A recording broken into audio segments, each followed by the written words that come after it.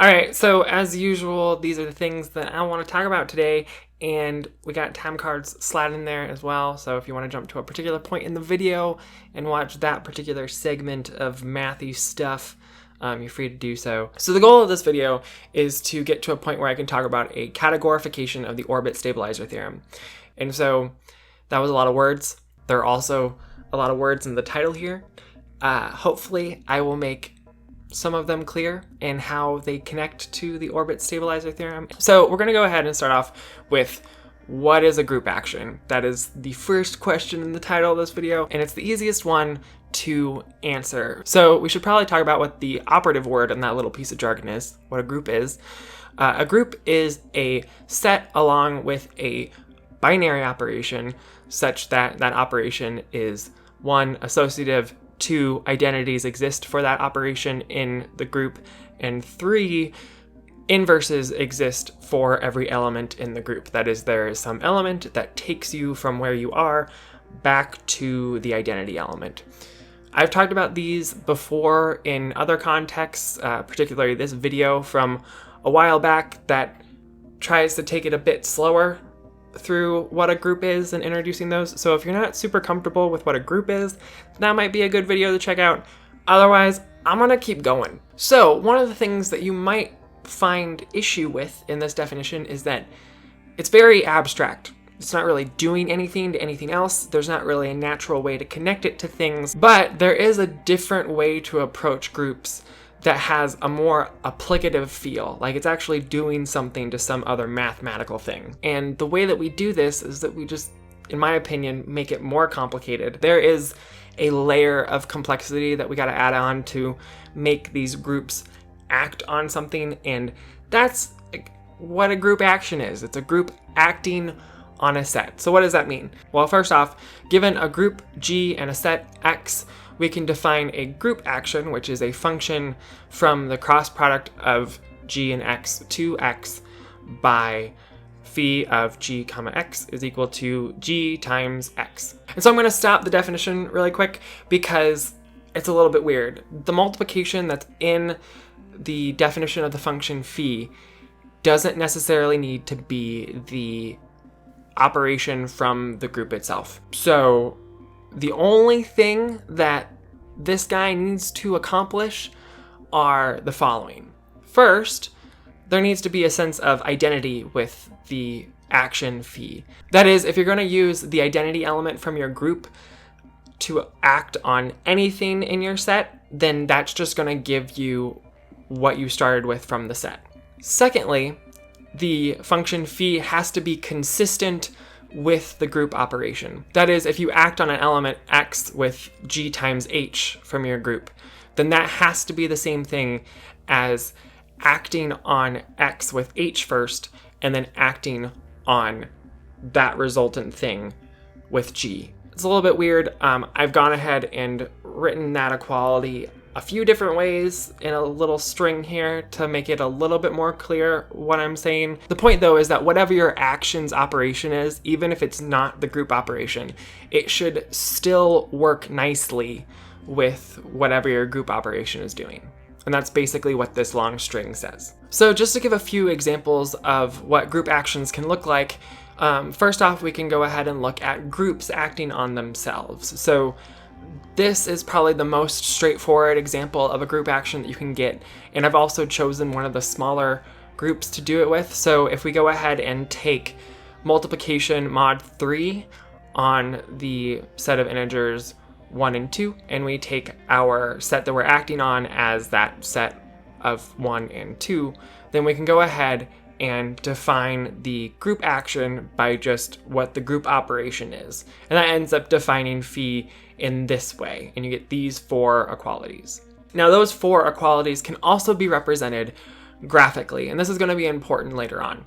So when you go ahead and graphically represent them, you'll have 2 nodes for each element in the set, and then you'll have directed arrows based on where each element in the group takes you by the group action. In this particularly small example of a group action acting on the group itself, we have an example of a faithful action, which means that there is no other element in the group that acts like the identity. And so that's just something I'm throwing out there because it's a thing and I thought it would be important, but it's not super core to what we're going to talk about here in a second. Another example that's worth talking through is one where the group actions operation is not the same as the group operation.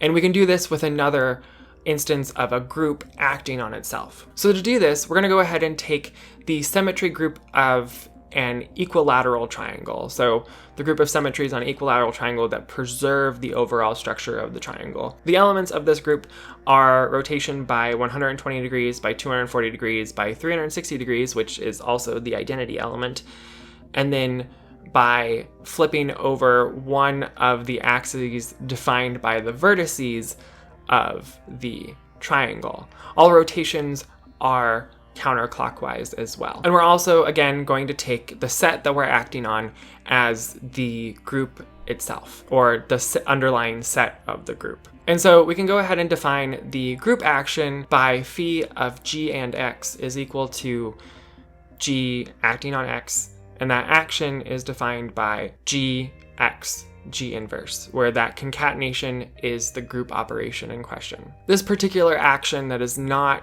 just the group operation is often referred to as the conjugate action of a group acting on itself. The product gx, G inverse can also be written as x to the g power sometimes in group theory that's done, but I'm going to avoid that notation and we won't need to talk about it much because I'm leaving a lot of these computations as things you should check because it's good to check things either to tell me that I'm wrong or to get practice with it. We can actually go ahead and do the exact same thing we did with the smaller group, where we generated a directed graph that illustrated how the particular group action acted on the set in question. With a little bit of work, you're going to end up with this. It's not really a mess. It's actually kind of cool once you figure out what's going on with it, and we'll talk about that too here in a little bit more detail in a second. But you get these three disjoint connected components that form the entire group action directed graph. So the cool thing, and the reason that I'm pushing a lot of these directed graphs and thinking about these group actions as these directed graphs, is because it's a natural link into category theory. If you're not super sure about what a category is, I've also made a video on that a little bit back in the past ago. That was a sentence, but I did do a video on it and it gives you some basic intro to what a category is. And one of the things that I mentioned in that video is that directed graphs are very small examples of categories, and so they're really useful to think about when you're developing your intuition for categories. And again, we have directed graphs here. We have a natural sort of link into category theory, which is nice. So at this point, we can go ahead and start talking about categories, G-sets, and group dynamics in more generality. So just to start off, a G-set is just the set that we act on with a group. So in our previous two examples, those have just been the underlying set of the group in both cases. You can also act on sets that are not the underlying set of a group, and there are more interesting examples there. Again, I'm just using the underlying set of a group because I feel it's more accessible to talk about that than to talk about some way out there example where you have a group acting on something other than its underlying set. Anyway, so when I'm talking about group dynamics, I'm primarily talking about orbits and stabilizers, which is the foreshadowing for talking about the orbit stabilizer theorem here in a second. But an orbit of an element in the set that we're acting on is just what are the images of that element by things in the group via the group action. And then a stabilizer is basically the opposite. It's whatever is in the group that keeps the object that we're acting on in the same place. And so in order to categorify the relationship between orbits and the corresponding stabilizer, we're going to have to talk about categories and groups in terms of categories. So we can actually talk about a group as a category. If we take some group G, we can define a one object category, call it BG, which is usually how I've seen it denoted, which is just a category with, again, one object, and then all of the morphisms are just elements of the group itself. So what this looks like is it sort of just looks like a directed graph in the form of a flower sort of deal. It just got loops coming back to itself depending on how many things are in the group. However, up until this point, we've been talking about groups acting on sets. And so the category that's just resembling the group itself may feel really trivial. In order to pull in that complexity of having the group work on a set, we can go ahead and think about G sets, or the sets that we're acting on, in terms of how they would categorically to be defined. And so a G set, the set that we're acting on, is actually acting as a functor. It's something that's moving from this category of thinking of a particular group as a category to a category of sets. And so the category of sets is just the category with objects that are sets, and the morphisms there are functions between sets. When we go ahead and do this with our example where we've been just acting on the underlying set of a group itself, we can go ahead and see that the resultant image of the functor is just the set of the things that are in the group, and then the morphisms are the group actions that are defined by choosing a particular element G in the group. And so one of the things that we might want to do categorically is we might want to go ahead and look at what the functor X, or our choice of G set, does to the group on a finer level in terms of like what it's doing to the elements of the set X. There is a categorical idea / operation that allows us to do this. It's called the Translation Groupoid, and essentially what it's going to do is it's going to let us take this smaller category and build a larger one by focusing on the elements of the set themselves being objects. So when we go ahead and take that point of view, the objects in our new category, which we'll call T sub G, G being the group, D6 being the set, is a category with objects that are elements of D6, and our morphisms are going to be G, are elements of the group, such that G sends the object X to the object Y in our set that we're acting on under the group action. This is a lot of mumbo jumbo for basically the exact same directed graph that we had a while ago when we were on the first board of this episode. And so we can go ahead and redraw it here. Under this categorical framework, we can also revisit what it means to be in the orbit and what it means to be a stabilizing element or a stabilizer. Our orbits are going to be things that are at the endpoints of arrows in our new translation groupoid category, or rather in our directed graph that illustrates what the group action is doing to the set that we're acting on. On the other hand, stabilizers are going to be the arrows that just loop or back around to the same object. And so in that sense, we can go ahead and get all of the orbit and stabilizer information from the translation groupoid category. However, there is a better way to do this. We can actually do another categorical operation to condense that information even further and make it really clear what's going on here. So the operator that does this is the skeleton operation, and it's a really cool thing because what it does is it takes equivalent objects in a particular category and fuses them into one object. And so if we go ahead and look at a very, very small example, taking us back to the first directed graph that we saw at the earlier stages of this video, we have two objects that are linked together by a bidirectional arrow, and then they've got one loop on each of them. The skeleton operator on that directed graph, or that tiny category, is going to take that two object category to a one object category. And this loop on the object of the skeleton category is just a loop from one of the representative elements. If we go ahead and apply the skeleton operation to our translation groupoid of the symmetries of the equilateral triangle under our particular group action that we've chosen, we end up with this very boring, or at least seemingly boring, category where we've got 3 objects, and each one of those objects only has loops back to themselves. So the skeleton category of our translation groupoid on the symmetries of the equilateral triangle via our group action chosen. Wow, that was a lot.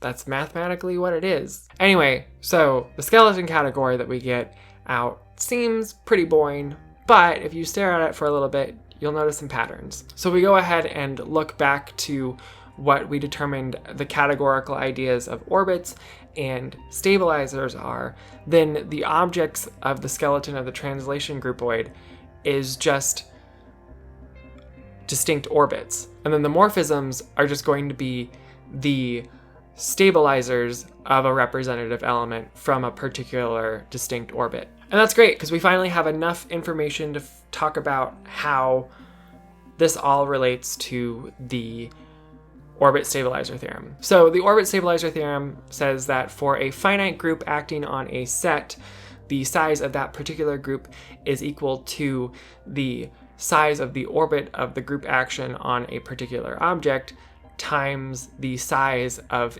that object's respective stabilizer. So what the skeleton is doing here is it's actually a categorical operation that categorifies the orbit stabilizer theorem. And we can go ahead and confirm this with our skeleton category that we produced on the last board.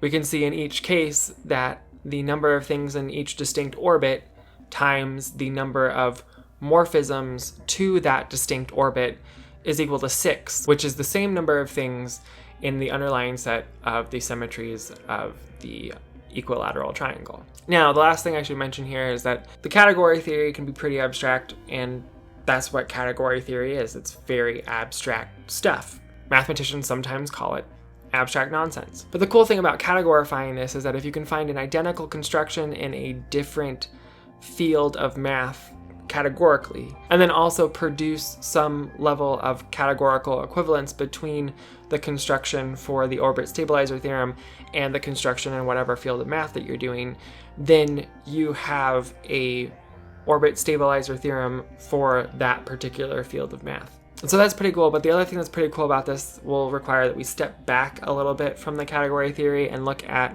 what's going on in the skeleton category a little more realistically.